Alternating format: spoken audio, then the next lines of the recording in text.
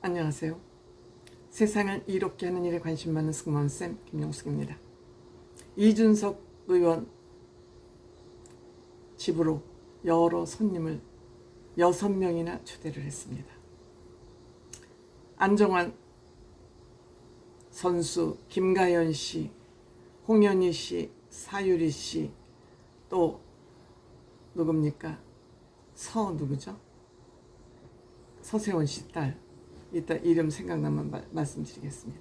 그리고 야구선수 차우찬이라는 야구선수, 삼성에 있다가 LG로 가면서 110억이나 몸값을 받고 간 차우찬. 이준석 의원은 야구 매니아인 것 같습니다. 즉 삼성 라이온즈 팬인 것 같습니다. 삼성 라이온즈. 아버지 부모님의 고향이 대구이기 때문에 대구의 지역 적을 둔 삼성 라이온즈 팬인 것 같습니다. 집에 별 기념품들 두고 있지 않은데 그 2013년 우승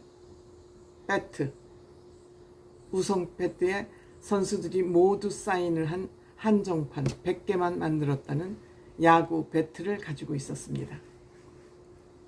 아마 그래서 차우찬 선수가 이날 초대가 된 것 같습니다. 이준석 대표는 집에 별 장식품을 가지고 있지 않은데 이것은 야구를 좋아하다 보니 가지고 있는 것 같습니다. 또한 이준석 대표가 삼성 팬이라는 사실도 이번에 새롭게 알려진 사실이죠. 차우찬 씨는 그 집에 와서 예능이 어설프니까 한마디도 별로 입을 떼지 않고 그냥 인사하는 것으로 끝났습니다. 그 다음에 서동주, 아까 제가 이름이 생각 안 났던 서동주 씨는 MIT를 나왔기 때문에 MIT하고 하버드는 전철로 두 정거장 사이에 있다고 합니다. 그래서 서동주 씨는 MIT와 하버드가 단체 미팅을 여러 번 했다고 합니다. 그런데 이준석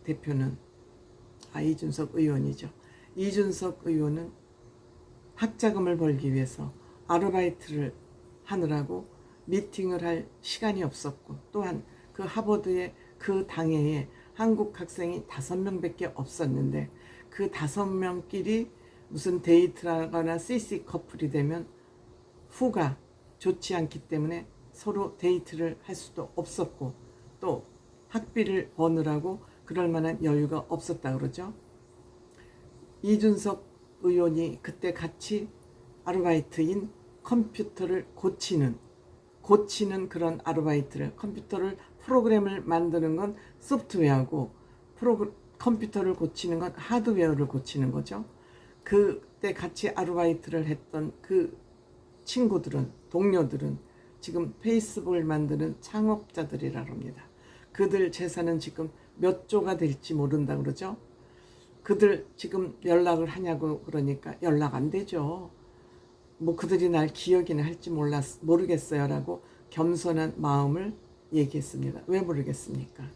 만약 이준석 대표가 앞으로 정치적으로 보다 더 큰 인물이 된다면 그들이 역으로 연락을 해올지도 모르죠.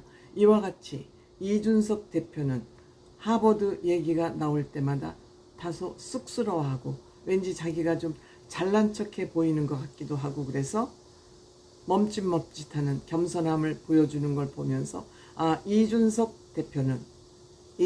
의원은 대표가 입에 올랐습니다. 굉장히 겸손한 사람이구나. 보통 평상시에는 겸손한 사람이구나. 하지만 강한 사람한테 아니면 자기를 먼저 공격해오는 사람들에게는 맞서지만 평상시에 보통 사람들과의 대화에서는 굉장히 부드러운 사람이구나, 약한 사람이구나. 본인 입으로 그랬습니다. 본인은 강한 사람한테는 강하고 약한 사람한테는 약하다. 그렇기 때문에 동료 의원들끼리도 좋은 게 좋고 잘 지내는 게 좋지 하는 게 평상시의 소신이라고 합니다. 그런데 이것을 두고 이준석은 자기네 당만 공격하고 야당이나 타당은 공격하지 않는다. 그러니까 내부 총질만 잘하는 인간이다 라고 싸가지 없다고 몰아붙입니다. 그들은 눈을 뜨고 있어도 눈뜬 장애인이나 똑같다. 눈을 뜨고 있어도 정확한 거를 보지 못하면 그것이 장애가 아니고 무엇이겠습니까? 인위적인 장애다. 죄송합니다.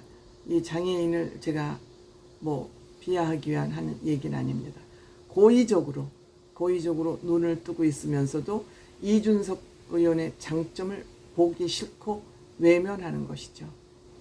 여기에 온 사람 중에서 홍현희 씨하고 사유리 씨는 아이를 키우고 있죠. 어떻게 하면 하버드 대학을 보낼 수 있을까 하고 궁금하지 않겠습니까? 계속 하버드를 어떻게 갔냐, 학교 다닐 때 말썽을 부렸냐, 공부를 잘했냐고 계속 꼬치꼬치 물어보죠. 역시 자녀를 둔 부모의 질문은 다릅니다. 이준석 의원은 어머니가 굉장히 엄격하게 본인을 관리했기 때문에 어머니 손아귀에서 벗어나고 싶어서 중학교 때 미친 듯이 공부를 했다 그럽니다. 그런데 어머니가 하루 그 해화동에 있는 그 돈가스 유명한 집이 있습니다. 기사식당인데 유명한 돈가스 집에 데리고 가서 학교 그 회화동에서 내려다보면 그 서울과학고가 보입니다. 여기를 네가 들어가면 학원 안 다녀도 된다. 기숙학교가 있기 때문에. 그래서 이준석 의원은 그때 어머니 말씀을 듣고 어머니 손아귀에서 벗어나기 위해서 공부를 미친 듯이 했다고 합니다. 그래서 서울과학고를 가게 만든 동기는 어머니가 제공을 했고 어머니 말씀을 듣고 그래요? 알았어요. 그리고 어머니의 손아귀를 벗어나기 위해서 공부를 열심히 해서 과학고를 들어가게 됐답니다. 그리고 김대중 대통령 때 만들어진 국비 장학생, 국가에서 장학생을 선발해서 외국으로 유학을 보내주는 1년에 8명씩 보내준다 그러네요. 그런데 이준석 의원은 노무현 대통령 시절에 국비 장학생으로 선발이 돼서 노무현 대통령으로부터 그 국비 장학 증서를 받았습니다. 그래서 어떻게 그러면은 하버드를 가려면 어떻게 해야 되냐, 뭘 준비해야 되냐 하고 물어보니까 하버드는 스토리가 중요하다. 즉 인생 스토리가 중요하다. 물론 그것을 글로 번지르르하게 문장만 잘 쓰는 게 중요한 게 아니라 물론 문장도 잘 써야 되겠지만 그 문장에 담긴 내용이 중요하다. 그 내용이 중요한데 자기 스토리 중에 하나는 본인이 고등학교 2학년 부회장일 때, 전교 부회장일 때 아시안 게임이 한국에 있었는데 그 아시안 게임에서 쓰고 남은 컴퓨터를 좀 우리 학교에 기증해달라. 삼성에 전화를 했답니다. 삼성 측에서는 이게 중고 컴퓨터입니다. 그런데 이준석 의원은 이때 이미 그 컴퓨터가 삼성에 있을 것이라는 거, 아시안 게임에는 컴퓨터가 많이 필요했다는 거를 딱 알았다는 거. 고등학교 2학년짜리가 사회를 그렇게 볼 수 있는 눈이 해안이 가지고 있었다는 거. 그래서 삼성 측에 컨택을 해서 그때 그 컴퓨터를 받아서 학교에 그것을 학생들이 수업하는 데 도움이 되도록 만든 이 스토리. 접근한 거, 그 결과물을 얻어낸 거. 얼마나 큰 대견한 스토리입니까? 그래서 이 하버드 대학교에서는 심사원이 3명이 있는데 한 사람이 찍으면 탈락, 2사람이 별을 주면 보류, 3사람이 별을 주면 합격인데 이준석 의원은 그 논술이자 말하자면 3개의 별을 받아서 합격을 했다고 합니다. 그러니까 사유리 씨가 우리 애도 이렇게 비슷하게 스토리를 좀 인터셉트 새치기해서 쓰면 안 되냐니까 그건 바로 걸린다. 사유리도 참 머리가 뺑뺑 돌아가죠. 어쨌든 이준석 의원은 어렸을 때부터 싹이 달랐습니다. 지금 이준석 의원 어렸을 때부터 독서량이 무궁무진하기 때문에 지금 동서고금을 넘나드는 그런 책을 너무 많이 읽어가지고 있기 때문에 연설을 할 때도 무슨 일을 할 때도 툭툭툭 다 튀어나오는 거예요.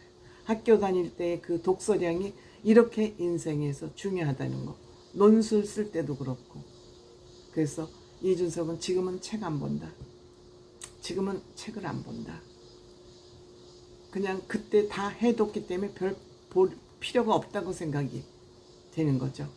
그러면서 정치에 어떻게 입문하게 됐냐. 그때 한국에 들어와서 뭔지 좀 사회에 공익성이 있는 일을 해보고 싶었던 것이 맞는 것 같습니다. 그리고 병력 특례자, 즉 특별한 자격증이 있어서 국가 고시에 붙으면은 산업 인력 요원으로 일을 할 수 있습니다. 싸이가 병특을 하다가 회사에서 이것이 좀 가짜로 병특을 해서 2번 군대를 간 그런 거죠. 그런데 이준석 의원은 이때 벌써 사회 공헌, 사회에 이로운 일을 하는 것을 알고 저소득층 학생들에게 수학을 가르쳐서 20, 30점짜리 수학을 가르쳐서 90점까지 만들어 놓으니까 이것이 신문에 대서특필되면서 박근혜 대통령이 이 이준석 대표를 영입을 한 것입니다. 처음에는 거절을 했는데 가만히 생각해 보니까 재밌을 것 같아서 정치에 입문을 했는데 이렇게 오랫동안 본인이 정치를 하게 될지는 본인도 몰랐다고 합니다. 어쨌든 이준석 의원은 강한 사람한테 강하게 잘못된 것까지는 끝까지 잘못된 것은 끝까지 결론을 내고 옳고 그름을 가리고 약한 사람한테는 약하고 동료들한테는 무난하게